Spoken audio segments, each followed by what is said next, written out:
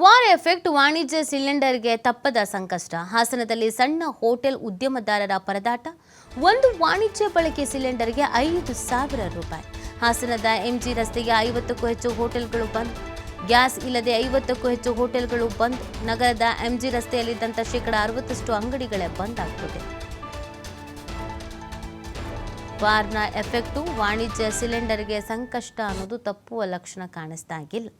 ಹಾಸನದಲ್ಲಿ ಸಣ್ಣ ಹೋಟೆಲ್ ಉದ್ದಿಮೆದಾರರು ಪರದಾಡುವಂಥ ಪರಿಸ್ಥಿತಿ ನಿರ್ಮಾಣ ಆಗ್ಬಿಟ್ಟಿದೆ.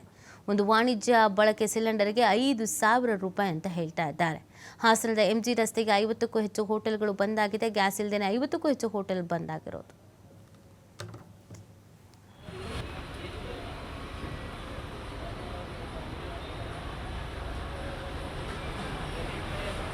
ಇದಕ್ಕೆ ಸಂಬಂಧಪಟ್ಟಂತೆ ನಮ್ಮ ಪ್ರತಿನಿಧಿ ಪ್ರಕಾಶ್ ಒಂದು ಚಿಟ್ಚಾಟ್ ನಡೆಸಿದ್ದಾರೆ, ನೋಡೋಣ ಬನ್ನಿ.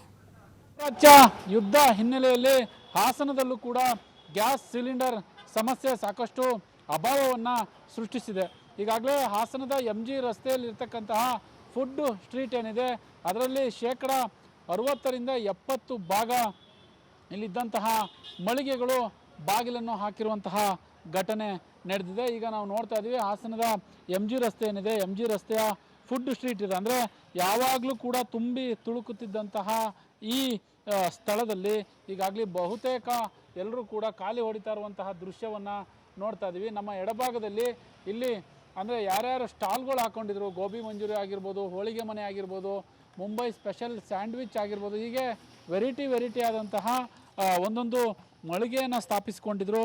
ಹಾಗಾಗಿ ಇಲ್ಲಿ ಗ್ಯಾಸ್ನ ಅಭಾವ ಸಾಕಷ್ಟು ಎದ್ದು ಕಾಣಿಸ್ತಾ ಇದೆ. ಆ ಹಿನ್ನೆಲೆಯಲ್ಲಿ ಈಗಾಗಲೇ ಬಹುತೇಕ ಎಲ್ಲ ಮಳಿಗೆಗಳು ಅಂದರೆ ಸುಮಾರು 60% ಇಲ್ಲಿದ್ದಂತಹ ಅಂದರೆ ಇವರೆಲ್ಲ ಮಧ್ಯಮ ವರ್ಗಕ್ಕೆ ಸೇರಿದವರು, ಒಂದು ರೀತಿ ತುಂಬ ಬಡತನದಲ್ಲಿ ಆ ರೀತಿಯಾದಂತಹ ಎಲ್ಲೋ ಒಂದು ಕಡೆ ಗ್ಯಾಸ್ ಸಿಲಿಂಡರ್ನ ತೆಗೆದುಕೊಂಡು ಬಂದು ಇವರು ಅಂಗಡಿಯನ್ನು ನಡೆಸ್ತಾ ಇದ್ರು. ಆದರೆ ಈಗ ಯುದ್ಧದ ಹಿನ್ನೆಲೆಯಲ್ಲಿ ಬಹುತೇಕ ಅಂಗಡಿಗಳು ಕ್ಲೋಸ್ ಆಗಿದೆ.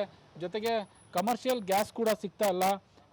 ಬಹಳ ಪ್ರಮುಖವಾದ ವಿಚಾರ ಅಂತ ಅಂದರೆ ಮನೆಯಿಂದ ಅಡುಗೆ ಮಾಡಿ, ಸೌದೆ ಒಲೆಯಲ್ಲಿ ಅಡುಗೆ ಮಾಡಿ ಅಲ್ಲಿಂದ ತಂದು ಒಂದಿಷ್ಟು ಜನ ಇಲ್ಲಿ ಗ್ರಾಹಕರನ್ನ ಅಂದರೆ ಕಸ್ಟಮರ್ನ ಬಿಡಲಿಕ್ಕೆ, ಅಂದರೆ ಕಸ್ಟಮರ್ನ ಹಿಡಿದಿಟ್ಕೊಂಡಿರ್ತಾರೆ ಒಂದೊಂದು ಅಂಗಡಿಯವರು. ಹಾಗಾಗಿ ಅವರು ಕಸ್ಟಮರ್ಗೋಸ್ಕರ ಕೆಲಸವನ್ನು ಮಾಡ್ತಾಯಿದ್ದಾರೆ. ಇನ್ನು ಬಹುತೇಕ ಸುಮಾರು 60-70 ಭಾಗದಷ್ಟು ಅಂಗಡಿಗಳು ಈಗಾಗಲೇ ಬಹುತೇಕ ಬಂದಾಗಿದ್ದಾವೆ. ಈಗ ನಮ್ಮ ಜೊತೆ ಮಾಲೀಕರಿದ್ದಾರೆ, ಮಾತನಾಡ್ಸೋಣ. ಈಗ ಎಷ್ಟು ವರ್ಷದಿಂದ ಇಲ್ಲಿ ನೀವು ಈ ಅಂಗಡಿಯನ್ನು ಹಾಕ್ಕೊಂಡಿದ್ರಿ ಅಂತ? ಸರ್, ನಾನು ಹಾಸನಲ್ಲಿ ಶುರು ಮಾಡಿ ಒಂದು 5 ವರ್ಷ ಆಯಿತು. ಇವಾಗ ನಾನು ಈ ಫುಡ್ ಸ್ಟ್ರೀಟಿಗೆ ಬಂದು ನಾನು 2 ವರ್ಷ ಆಗ್ತಾ ಬಂತು. ಬಟ್ ನಾವಿಲ್ಲಿ ಬಂದಾಗಿಂದನೂ ಯಾವುದೇ ರೀತಿ ಸಮಸ್ಯೆಗಳಿರಲಿಲ್ಲ ಗ್ಯಾಸಿಗೆ. ಈ ಗ್ಯಾಸಿನ ಅಭಾವ ಶುರುವಾದಾಗಿಂದ ನಮ್ಗಳಿಗೆ ಗ್ಯಾಸ್ಗಳು ಸಿಗ್ತಾ ಇಲ್ಲ. ಅಂದರೆ ನಾವು ದೊಡ್ಡ ಹೋಟ್ಲುಗಳೆಲ್ಲ ನಡೀತಾ ಇದೆ. ನಾವೆಲ್ಲ ಚಿಕ್ಕ ಈ ಥರ ಒಂದು ಕೈ ವ್ಯಾಪಾರ ಮಾಡ್ಕೊಂಡಿದ್ದವರು ನಮ್ಗೆ ಗ್ಯಾಸ್ ಇದ್ರ ಮೇಲೆ ಡಿಪೆಂಡ್ ಆಗಿರ್ತೀವಿ. ಬಟ್ ಇದ್ರ ಮೇಲೆ ಡಿಪೆಂಡ್ ಆದಾಗ ನಮ್ಗಳಿಗೆ ಗ್ಯಾಸ್ ಸಿಗಲಿಲ್ಲ ಅಂತಂದರೆ ನಮ್ಮ ಜೀವನನ ಅಸ್ತವ್ಯಸ್ತ ಆಗುತ್ತಲ್ವ. ಅದನ್ನು ನಾವು ಯಾರನ್ನು ಕೇಳಬೇಕು, ಯಾರನ್ನು ಬೇಡಬೇಕು ಅಂತ ಗೊತ್ತಿಲ್ಲ. ನಾವೇನಾರು ಗ್ಯಾಸ್ಗಳನ್ನ ಕೇಳೋಕೆ ಹೋದರೆ ಅವ್ರದ್ದೇ ಆದಂಥ ಒಂದು ಡಿಮ್ಯಾಂಡ್ ಇಡ್ತಾರೆ. ಆ ಡಿಮ್ಯಾಂಡ್ ಇಟ್ಟಾಗ ನಾವು ತೊಗೋಬೇಕೋ ಬೇಡವೋ. ಈಗ ಒಂದು ಸಿಲಿಂಡ್ರಿಗೆ 4,000-5,000 ಸಾವಿರ ಕೇಳಿದಾಗ ಕಮರ್ಷಿಯಲ್ ಸಿಲಿಂಡ್ರಿಗೆ ನಮಗೆ ಅದು ಒಂದು ವಾರದ ಸಂಪಾದನೆ ಇರುತ್ತೆ. ಆ ಒಂದು ವಾರದ ಸಂಪಾದನೆನ ನಾವು ಒಂದು ಸಿಲಿಂಡ್ರಿಗೆ ಕೊಟ್ಟಾಗ ನಮ್ಗೇನು ಉಳಿಯಲ್ಲ ಅದರಲ್ಲಿ.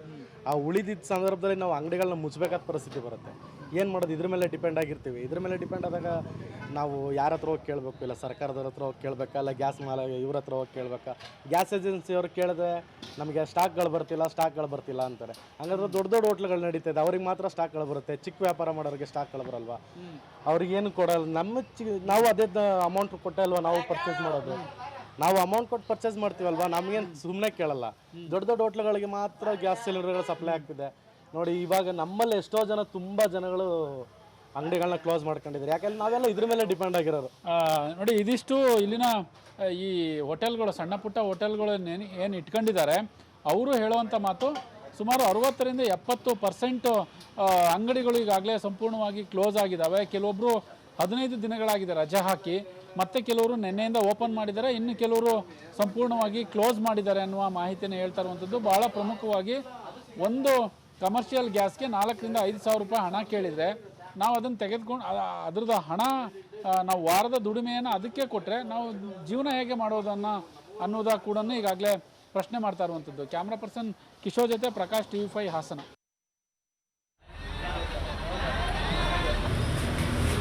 Can't eat up sir